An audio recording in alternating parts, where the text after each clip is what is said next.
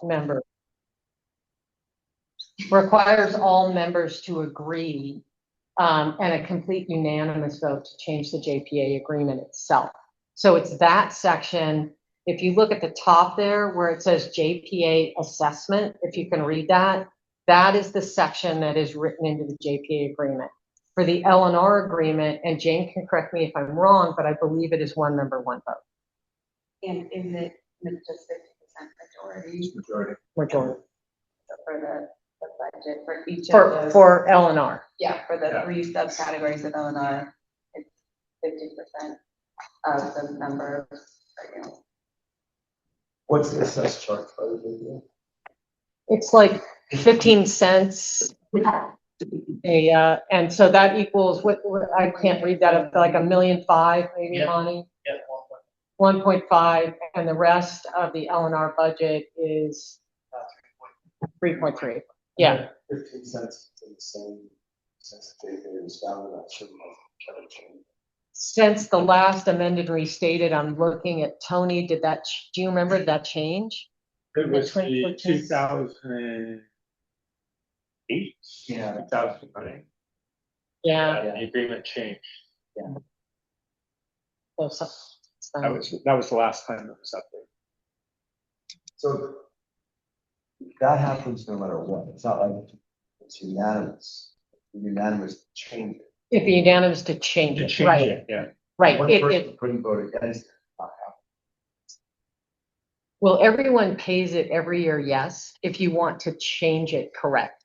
Then you have to have a unanimous vote to change it. That's right. Yep, and that generates, as Monty said, about $1.5 million. The entire L&R budget's like 4.8. So these are the places that we will change how we present and speak with folks will be in the NCPA 101, you know, where a lot of new folks come in or new commissioners come learn a little bit more. So that presentation will be more detailed now to cover this issue. Yeah. And it is complicated because of the different agreements, I guess, and just functionally, if people wanted to, if it were to go line by line, does it have to go line by line, or could it be L&R? Like as it would be program agreement by program agreement, exactly. but for project, it's project agreement by project. And program and power management services, not just one program. Do that again. Power management, more than one project, more than one program agreement. Yeah, so the power management and administrative services agreement acts as kind of an overarching governing structure that works in conjunction with a number of underlying service agreements. So be it the pooling agreement or the facilities agreement, but inevitably approval of a change, I think that's the key thing. There's already an approved, adopted methodology for allocating costs that are related to those programs, but in order to change that methodology, it requires that proposal to pass based on what we call the complex voting percentages that are described in it. Really, I think that's the key question, is that we have kind of an existing basis in place, but paying certain percentages.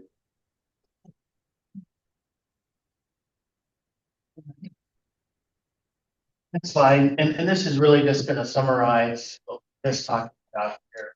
When you look at, there you go, just look at the pass-throughs, and we've always talked about this, that 85% of NCPA's proposed budget is pass-through. This is largely made up of the net load and the transmission, scheduling, dispatching, balancing your loads. Tony's group has been even flowing down to my settlement team, settling those transactions and sending it out on the all waiting for it to fill.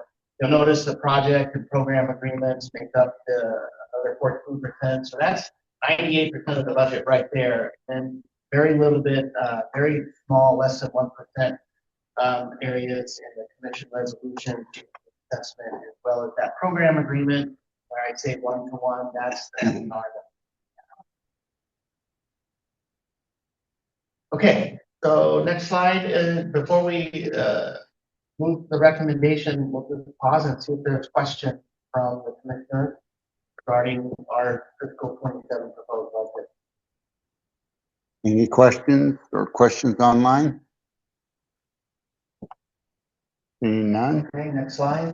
And so this is the recommendation of Mr. Chair, is that the commission adopt 37, approving the fiscal 27 annual budget, the working capital and the funding requirements, other related necessary documents. Okay, if there's no further discussion, Bonnie, do we need to include her? Well, that's why I sort of just, we lumped it in that other. Okay. That's it. Okay. okay. With that, I will go ahead and entertain a motion to approve FY 2027 annual budget. Okay, do I have a second? Okay, motion and a second. Roll call, please. Okay, taking a roll call vote. Alameda, Yes. Art is absent. Biggs, Yes. Ridley, Yes. Healdsburg, Yes. Lodi, Yes. Lompoc, Yeah. Palo Alto, Port of Oakland, Yes. Reading, Yes. Roseville, Santa Clara, Yes. Shasta Lake, Yes. Rocky Donner, Yes. Ukiah, Yes. and Plumas. Yes. Okay, motion passes. Thank you. Thank you. Item 24, resolution 2635. Michael? Good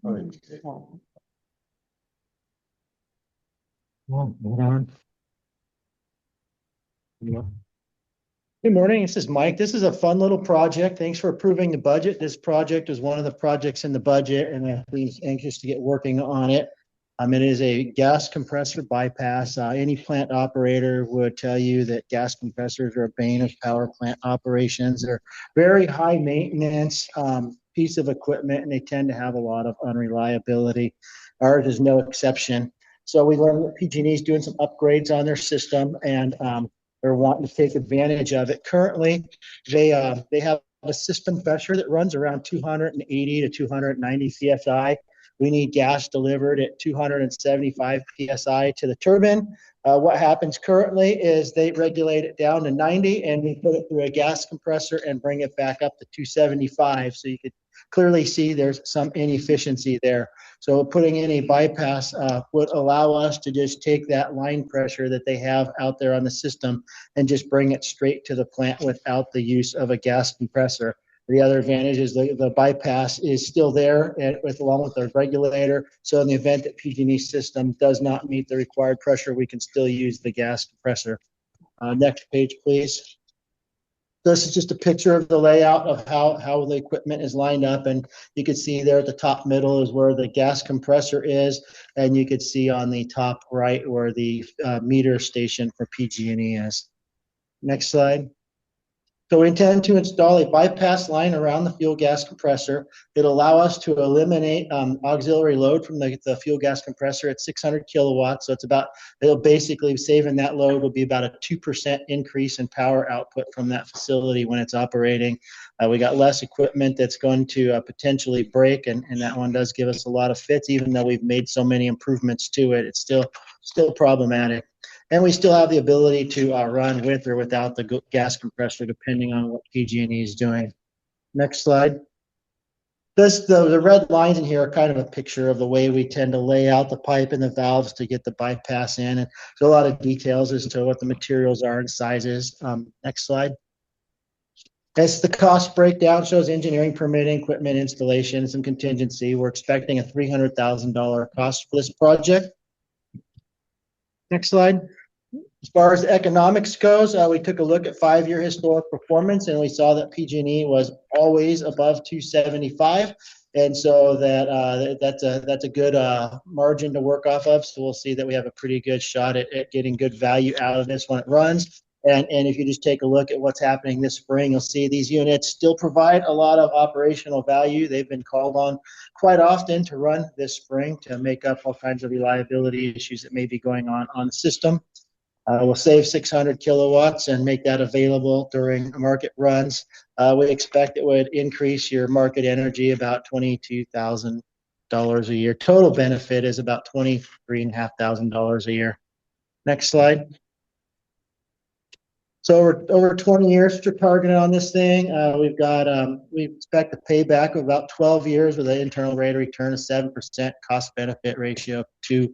It's not like a super elaborate project there, but it's still pretty solid return on it and represents some good opportunity to improve reliability, since that's what these units are really intended to do is protect reliability on the system. I think anything that goes to help that reliability with a solid return like this is a good project. Okay, next slide. We can skip this slide. As far as CEQA goes, so the project is really considered a minor alteration, is really not changing the emissions or use of it. So we're working off the exemption here.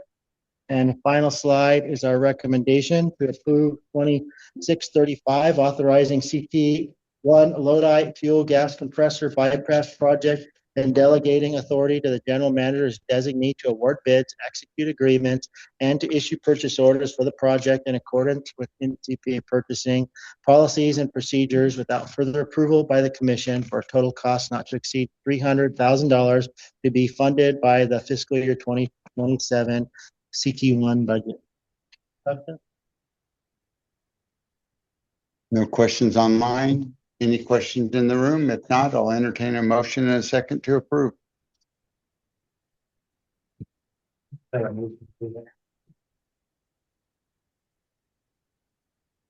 Okay, so go ahead and second. Okay, roll call vote. Alameda, Yes. Bart is absent. Biggs, Yes. Ridley, Yes. Healdsburg, Yes. Lodi, Yes. Lompoc, Yes. Palo Alto, Port of Oakland, Yes. Reading, Let me sort of abstain. Roseville, Santa Clara, Yes. Shasta Lake, Abstain. Truckee Donner, Abstain. Ukiah, Yes. and Plumas. Yes. Okay, motion passes. Thank you. Thank you. Item 25, resolution 2644. I'm going to turn it over to Randy. Thank you, Mr. Chair. And I'm going to turn to Monty in a moment to make a presentation. Most of you know that we had received an application from Lassen Municipal Utility District, or LMUD, for membership at NCPA. We early on brought it before the L&R committee. The L&R committee approved that, but that wasn't sufficient. We needed to go to the full commission and accept the application. This is not the vote today, and Monty will go over that. For membership acceptance, there's still going to be another vote. I just wanted to let folks know that a couple of the members had raised some issues and some concerns a little bit. We continue to work through that. We have been looking at how we could potentially amend the L&R agreement to accommodate several of those concerns, and clearly recognize those amendments. We might bring those forward, but they do about 80% or 70% of what is being asked. So it could require, looks like it might require an amendment to the JPA if we wanted to bring that forward. Still working on those details. We'll work on that with the members that have raised those concerns and bring it back before all of you. So before we would bring a full vote, we would clearly discuss those and bring that forward. It's also part of the reason that we're going through a little bit more. What is the voting? How does that all work for our membership in the various programs? So a little more to come, and we would not, again, bring back a full membership request until we had worked those things through with a couple of the members that have raised some concerns and issues. So with that, I'm going to turn it over to Monty. He'll go through some a little more detail, not a lot more, because again, We've been discussing this That's correct. for a while. Thank you, Randy, and I'll try to be brief, but somewhat, not quite hit the reset button fully, but just provide some background. Next slide. You heard Randy mention we did receive this formal application in July of 2025. Services requested, just the L&R program at this time, and then a component within the L&R program is the customer programs that they have some interest in. Randy mentioned this. Let's go to the next slide. I want to talk about our strategic plan, at least for the last decade and longer. We've had this in here to explore new members. The idea was to reduce the cost. Adopted in 2014 to 2019. Randy came on in 2015, and I think this was before my time, but the strategic plan got sort of refreshed, sort of a second time between 2016 and 21. And then when we came back in 21 to 26, it's still in there looking with opportunities to grow the revenue, reduce member costs, and then we've added this other piece down here in the sort of the protect area of our JPA structure if we're continuing to seek additional members. So it's, I guess my point is, it's not shouldn't be a surprise that that our strategic plan calls this out. So let's go to the next slide. And with that strategic plan, and this is where I have to provide some clarity because it's been 10 years.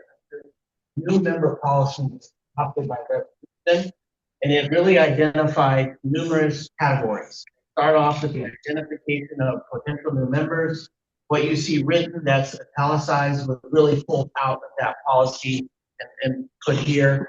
There's some directions on a request for the application. And then it talks about the screening. What is that minimum screening requirement in order for a potential agency to become an NCPA member?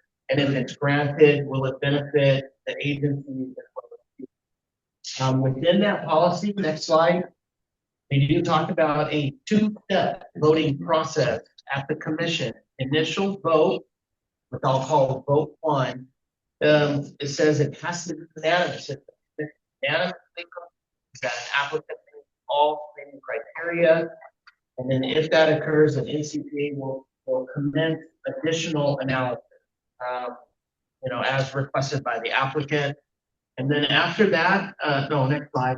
And then after that is done, there will be a second vote that also has to be unanimous that says if the commission unanimously approves that program participation analysis reports acceptance, blah, blah, blah. Then at that point, Randy or the general manager would provide an estimate of their costs for membership. So it's two votes have to be by the commission. Next slide. Let's talk about the screening criteria. So remember, in July of 2025, got it. We spent these months with the utility director honing in on that screening criteria before we brought it in front of you today. So next slide. And it was what I would deem the screening criteria and more. We went in and talked about their service territory, their vision, mission, priorities, utility statistics, their org chart, power supply, rate adjustment, customer base, bond transaction. It was really an in-depth look into LMUD and trying to really determine if they were going to be a valid fit for this agency to consider. Next slide. And so just again, background, I brought it to the L&R committee in December. That committee unanimously approved it to accept the application fee. Very next day, I brought it to the commission and I did it again. So I had a procedural sort of misstep. And so no official commission vote was taken to satisfy that first vote. And then to make things sort of worse, continued on down that sort of commencement road where we started diving down further, taking it into the finance committee as well as the legal committee to evaluate their application. And so at the February, so next slide. So then at the February 2026 meeting, we had the report out. Palo Alto, this was a great catch by Vicky. I wish she was here so I could give her kudos for it. She did ask, hey, what happened to vote one? Did the commission vote, referring to the new member policy? And then ultimately, Santa Clara had asked, can we defer this for 60 days? They were just coming off of the Super Bowl. Staff has been extremely busy preparing for it. They said.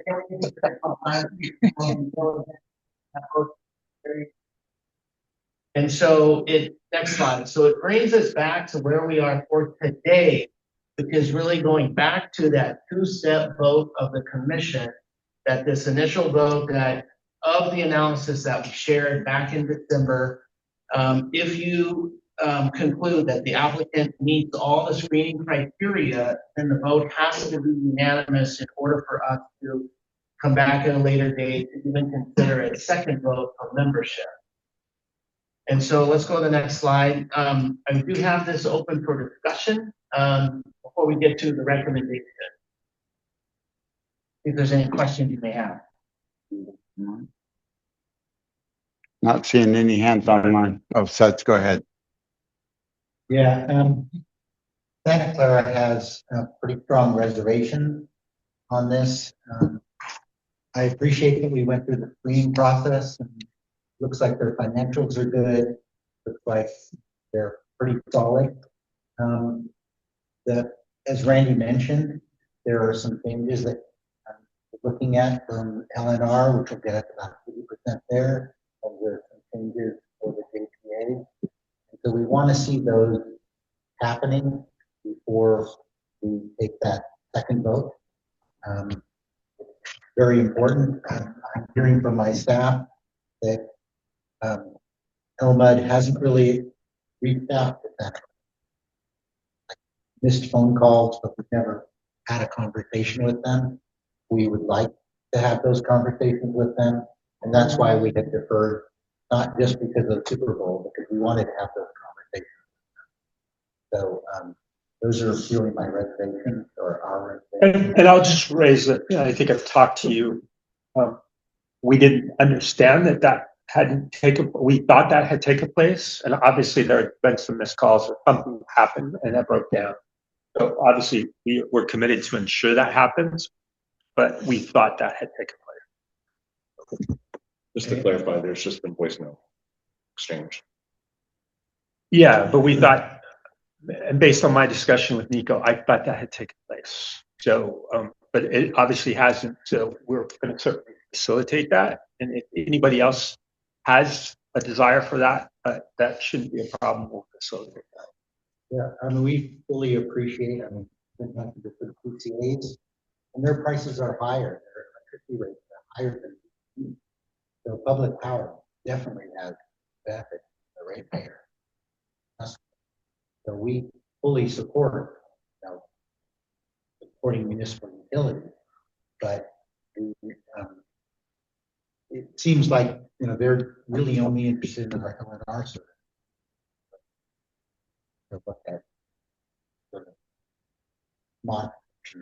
And I will just say, I think they're initially, the LNR is most important and critical for them to be successful, but I don't think that's all they're interested in longer term.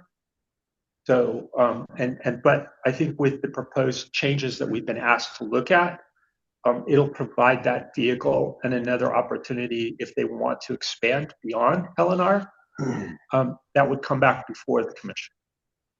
Some of the discussions that I'd like to see are, I'm a huge proponent for geothermal, and there are geothermal resources. Explore what are the opportunities of getting more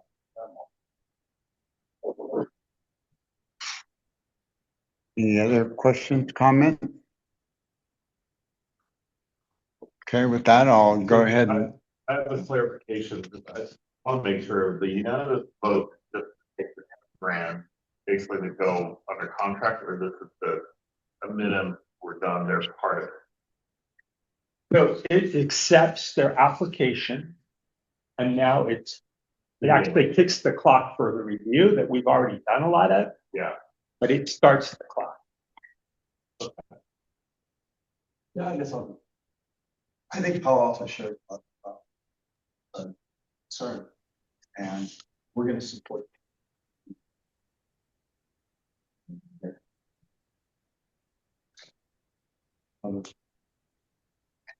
Therefore, Appreciate that. Steve Ponsley. Do you have a Yeah, question? hi. Can you guys hear me? Yep. Yeah. Yeah, hi, everybody. Appreciate the conversation. I'd like to just remind this group that the POU community is growing. It's not shrinking, and the regional markets are growing. They're not shrinking.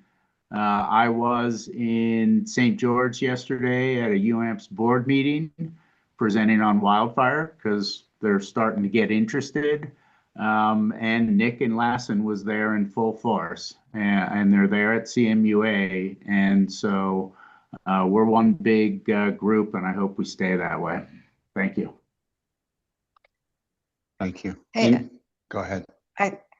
Christina, did you not hear what Greg Scharf said? Is that what you're asking about? Probably missed at least half of it.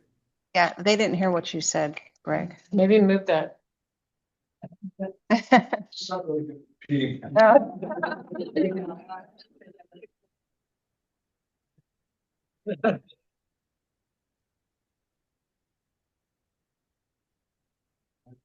Yeah.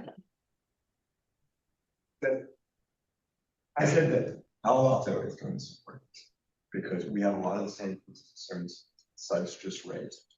But we basically feel that we're going to address these as a commission before there's any vote for the last. And therefore, in this initial step, we should definitely move forward so that we can explore the changes that need. And with that, I'll actually make the motion. While I have the microphone, you know. Go ahead and page it forward. I don't know. Okay, hold on. This is the recommendation is to approve resolution 2644, authorizing the general manager or his designee to accept the application and fee from the Lassen Utility District for the consideration of membership into NCPA. And I have these notes here again, just to make sure it's crystal clear, is that if this above vote isn't unanimous, that we would then consider the application as being declined and we would return their fee. But if it is unanimous, that we, staff, would return at a later date. And again, that date is not determined. Obviously from this discussion, there's still some unanswered questions, conversations that Santa Clara and maybe Palo Alto want to have directly with Elmud. Yes, and more questions about geothermal as well as potential changes to our program agreements we have today. Once all that is determined and decided, I think at that point it would be appropriate that we come back for a second vote to determine NCPA membership. So I just want to make sure that's clear and everyone agrees with that before we take action on the approval. Okay, so we have a motion. Is there any further discussion before we ask for a second? If not, I'll go ahead and ask for a second to approve. Lodi moves. Okay, have a motion and a second. Call, please. Okay, motion and a second. Roll call vote. Alameda. Yes. Bart is absent. Biggs. Yes. Ridley. Yes. Healdsburg. Yes. Lodi. Yes. Lompoc. Yes. Palo Alto. Yes. Port Oakland. Yes. Reading. Yes. Roseville. Santa Clara. Yes. Shasta Lake. Yeah. Truckee Donner. Yes. Ukiah. Yes. And Plumas. Yes. Okay, motion passes. Thank you. Okay, thank you. Item 26, resolution 2642. Jane? Okay. Yeah, I'll let Carrie pull one up. This is an interesting ask and request that ended up on my desk. Not because Mike wasn't willing to take it. But just because we're working on additional authorization to the general manager. And you can go to the next slide. So this really came out of comments from Rafael Santana specifically, but I think the other plants, and I'm looking at Mike, he's going to help me if there are details or more information you guys want to know about what the plants have been hearing from their contractors. But Raphael received a letter from one of the contractors recently talking about the impacts of everything that's been going on. There's been a considerable amount of volatility. Some of you guys have seen this in your own purchasing or contracts where your contractors are coming back and they've had significant changes in pricing. We've had not only the chemical suppliers, but also the fuel surcharges that have gone up significantly in a way that I don't know that our contractors could have known before they provided either bids, in some cases for the LEC outage, in other cases for contracts or even pricing they entered into or agreed to in November or December of last year. And so we want to avoid doing is having to bring every single multitask agreement in front of all of you. We also understand that because of the volatility, these prices may shoot up or they may drop back down. We don't know for, especially for products that are subject to global markets. This has been just very volatile. So let me give you some examples. This is what I presented to the facilities committee or legal committee or somebody. I'm losing track now. No, this was presented to the utility directors actually, because this came up right before facilities. And this is just, gasoline and crude oil prices, how they've gone up.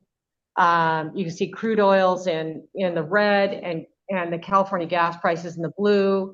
And that's the larger with both fuels. If you go to the next slide, it's just the gas price.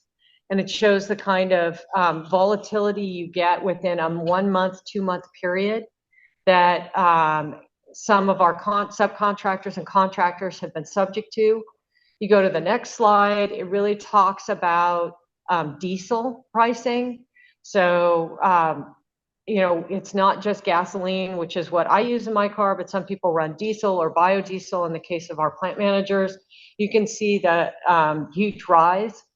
That can also drop back down, but then it can go up again, depending on, news and the forward markets for crude oil with the Strait of Hormuz. So the next slide really talks about kind of what happens as these prices escalate through the supply chain. And this I got from someone who had presented this to CAL FIRE on what was happening with their pricing. Is you get the diesel price escalation, and then the freight companies put it into place, and then you get escalation on products that are dependent on those things. For us, it's chemicals. We've had our chemical suppliers. We already have, I think, a 10% band in our chemical contracts that they can go up depending on the base price of the material. They are telling us that their pricing is exceeding the amount of already the bands that are in our contracts that are actually written into the contract to allow them to fluctuate pricing. So you can go on to the next slide, and I just grabbed FedEx and UPS and Amazon just to give at that point in time what their increased cost was just from the shippers for delivery prices that were happening. So we've seen just a lot of volatility. And that's what we're trying to deal with this proposal. So you can go on to the next slide. So what we're asking for and what we're looking at is an ability to do a price adjustment. So this is like a letter agreement price adjustment. We're not talking about adjusting the base contract. We're just talking about dealing with situations, individual situations as they come up, if our contractors can document the increased cost. So we're looking for documentation. Even RAF made this incredibly clear. He said, I don't just want to pay a higher price. I want to be sure that I have documentation from the contractor that shows that their prices have gone up considerably more than they anticipated. That the vendor be the one responsible to document it, and then give us some authority to do a side letter for like a fuel surcharge. I've talked some, I've worked a lot with Basil on the Lodi Energy Center project participant committee, where Siemens has wanted tariff adjustment authority, and we've worked really hard with them to go both up and down, depending on what happens with the tariff. So if they get refunds, we want that flown through to ourselves. And I know that Basil has said he'd like to see the same thing here for if it's driven by a tariff that then is subject to a refund. Those refunds funds, just for everyone's transparency, may take years to come through, but they are starting to process those on the federal side. So that's kind of what we're looking for. It isn't, we're not looking for permanent change. We're just looking for the ability to adjust as necessary. And I'll leave it, Mike, is there anything else that, can add color to this or? One of the challenges that we have is getting contractors to do work at the site.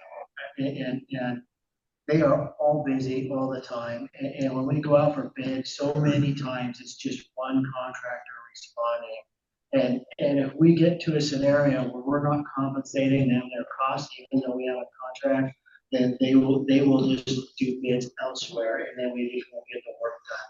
They've got plenty of work to do. It's not like they're sitting around twiddling their thumbs hoping somebody calls them up to get work done. So it's really important to maintain a good working relationship with them. And like Raphael had stated earlier, and Jane noted, is that they got to document it, right? And if they're showing that they had increased costs above what they did in the job when we entered into the contract, then they should have the right to that compensation for those costs. I'll add on to Mike. As we're preparing for the clean out in the case, where we understand it's going to be a lot of transportation activity, truckloads of silt and debris moving out, and we have to go out and get bidders and then lock in. And for them to lock into a fixed when the variable's so extreme, we're either going to pay a lot more than we should, maybe, or we're not going to get the bidders. But recognizing if we have this tool and mechanism that we can say, hey, the agency has some ability, if the world changes in this period of time, because we got to lock it in so forward to the activity, and we can make that adjustment, I think we'll get better responses, better pricing. So this is something that I think we're just going to have to do. Most of you know our facilities being fairly remote. As Mike said, when you get these types of uncontrollable issues, it's just going to limit our pool of vendors if we don't put something in place. And so I was on the call with Jane and the legal committee, and it was just interesting how many cities have already adopted similar policies and programs, because they've had some of the same issues. And so they had a great call on just, and sharing that information and being able to share with Jane, developing this, what many cities have already approved. Yeah, I think many of you are experiencing this, price uplift. So, and it was, I in fact, thanks, Bill, I modeled this on Roseville's. But Santa Clara's had to deal with it, and so have a lot of cities in Southern California as well. So I think that's the last slide before the motion. It's not that heavy. That's a question. Doug, you had a question? So in the report, it says any request made by a vendor for a price increase must be fully documented, utilizing an appropriate consumer producer price index or any other relevant market data to justify a price change. So I'm concerned about the tariffs. You talked to the tariffs. So, one of the price increases could be tariffs. But I want to make sure that in our contracts, we have some mechanism that we can participate in the refunds. Yeah. So we could definitely write that in. As a like a letter agreement, we could definitely write in if it's a tariff-based increase, that it be also subject to a tariff-based refund. But it may be years away. Yeah. Okay, I think. Do you have any more questions on this? Oh, somebody just wants me to email on the PowerPoint. So no other questions for Jane? If not, I'll entertain a motion in a second to approve. You have a second? Okay, Roseville? Okay. motion in a second. Roll call, please. Okay, roll call vote. Alameda, Yes. Bart is absent. Biggs, Yes. Ridley, Yes. Healdsburg, Lodi, Yes. Lompoc, Yes. Palo Alto, Yes. Port of Oakland, Yes. Reading, Roseville, Yes. Santa Clara, Shasta Lake, Truckee Downer, Yes. Ukiah, Yes. and Plumas. Yes. Okay, motion passes. Thank you. Thank you. Now, item 27, resolution 2645, approval of resolution commending Randy S. Howard. So resolution 2645, resolution of Northern California Power Agency commending Randy S. Howard.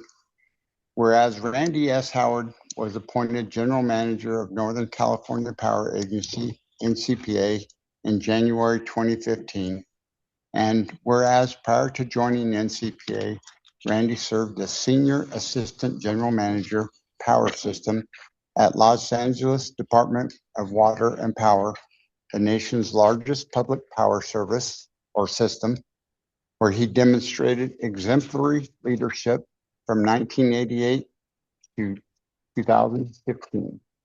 And whereas Randy has been highly dedicated and reliable general manager leading the agency while attending various meetings and functions, often traveling over long distances and sacrificing his personal time to support NCPA and advocating on behalf of NCPA's 16 municipal members and over 700,000 electric customers served by our organization.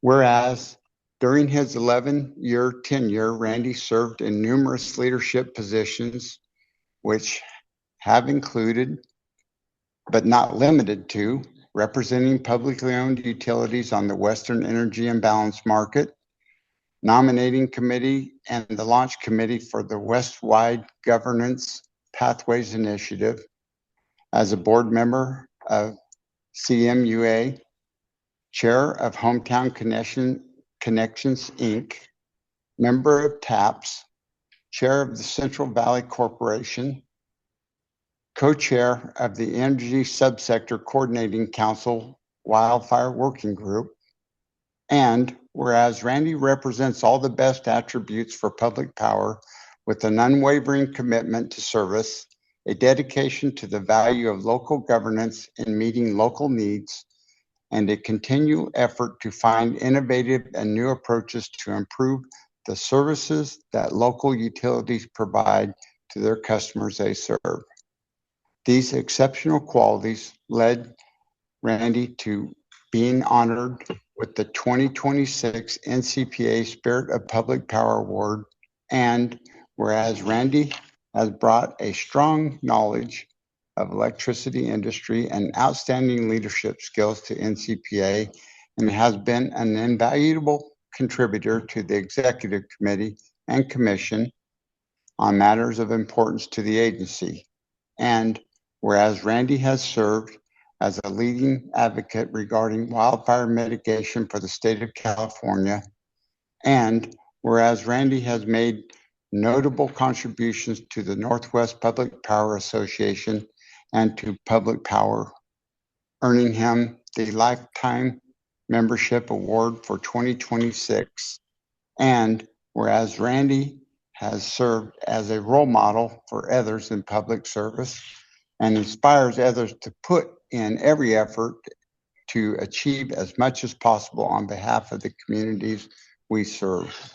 And whereas NCPA, all of its members sincerely thank Randy for his many years of service and leadership. And now therefore be it resolved by the Commission of Northern California Power Agency that this agency, its members, its employees recognize and commend Randy S. Howard for his dedication to NCPA and to public power service. Passed and adopted by acclamation on this 23rd day of April 2026. Well, I don't think it's been passed yet. Well, but it will be. So with that, I will entertain a motion and a second to approve. Okay, thank you. You have a second? I'm ready in a second. Roll call, please. Okay, Alameda, Yes. All votes different. Just kidding. It's true. But since we're partially online and partially in person, You have. the only way we can vote is by roll call. So yes, Greg. okay, we'll do roll call vote and then we'll all celebrate, right? Okay, so Alameda, Yes. okay, sorry, taking a roll call vote, Alameda, Bartz, absent, Biggs, Yes. Ridley, Yes. Healdsburg, Yes. Lode, Yes. Lompoc, Yes. Palo Alto, Yes. Port of Oakland, Yes, absolutely. Reading, Roseville, Yes. Santa Clara, Yes. Shasta Lake, Yeah. Truckee Donner. Congratulations to you and family. Yes. Thank you, Ukiah, Yes. and Plumas. Yes. Okay, motion passes. Yay. Thank you.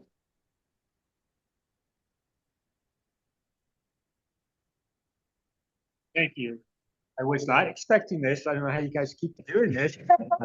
I thought we kind of did this all during strategic issues, but thank you. I'm very honored. It really has been a privilege to serve. I'd just say there's an error in this. It's, ended up being, it seems like 11 and a half years now. I've been around. I so appreciate the work you all do and will continue to do. It's just so important. So thank you for allowing me to do this. Appreciate it. And thank you. And with everything that you've been recognized, there's not one thing that hasn't been so beyond well deserved. So thank you. Appreciate that. Thank you very much. So with that, our favorite time of the morning, Jane, would you take us into closed session? Okay, so at this point, we're moving into closed session. I'm gonna look really quick online. It looks like we've got Jeff and Andre and who else is We have, on? it's all commissioners. It's all commissioners? Yeah, Okay, great. yeah, it's all Okay, commissioners on that. fantastic. So everybody online, I don't have to kick anybody off, which I appreciate. We're just gonna put signs on the door. So I ask those of you in remote locations to please put your signs on the door now. Let me stop the recording here. Okay. Then Stop we'll the hang up the recording at signs. 10:37. So 11:12. As soon as James pulls that sign, it's gonna be out of closed session. Okay, this is. Okay, it's 11:12 or Yeah. it's still 11:12. We're out of closed session at this point. Does anyone online need more time to get out of closed session? Okay, hearing none. We also have no reportable action from closed session. Okay, thank you. Any new business? Hearing none. Lastly, I'd like to thank James and Shasta Lake for hosting us and setting up the tour. Thanks for making the trip up there. It was a great Yeah. turnout. And thank everybody, as Randy said, for coming up here and having dinner and the meeting. And with that, we're adjourned. Have a safe trip home, everyone. Thank you. Thank you. Thank you, guys. Drive safe. Thanks, everyone. Thank you, Christina. Oh, Bye, everyone. Bye. you're a bad dude. Someone's got to do it.